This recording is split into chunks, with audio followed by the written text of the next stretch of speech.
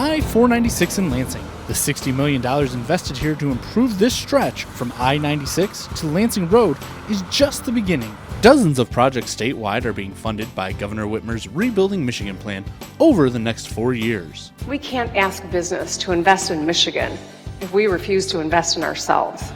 There will be plenty of action this coming construction season and for the next several years, thanks to the $3.5 billion raised through the sale of the Rebuilding Michigan bonds. This Rebuilding Michigan bond program is really going to impact and improve the quality of people's lives across Michigan. I think the governor's right. This year is going to be the most we've ever spent on infrastructure in the state of Michigan's history.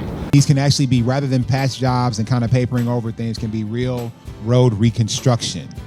And this is, again, for me, for the governor, I think for the people of Michigan, for all of you, this is really a matter of public safety. So if we implement this plan fully, we believe that will put us on a path and build momentum so we can truly get things done here for the people of Michigan. In 2021, this money will be invested in these projects and more. Work on I-69 in St. Clair, Genesee, Clinton, Eaton, and Calhoun counties. This is the work that we're getting done. This is a project that over a longer period of time would cost $300 million, but because of economies of scale and because we're able to put the dollars in now, we're saving taxpayers almost $100 million. Improvements on I-75 in Monroe County, rebuilding and interchange improvements on I-94 in Jackson, rebuilding portions of I-196 in Allegan County, and additional work on I-496 in Ingham County. This body and many others look at our roads as assets.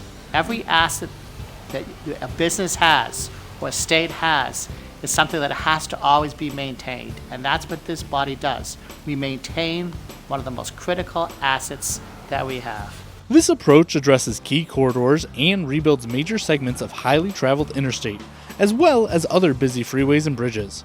The fixes will result in longer lasting roads and bridges and will improve the overall condition of the state's infrastructure. So from now on, when you see orange barrels on a state road, slow down and know that it's this administration fixing the damn roads.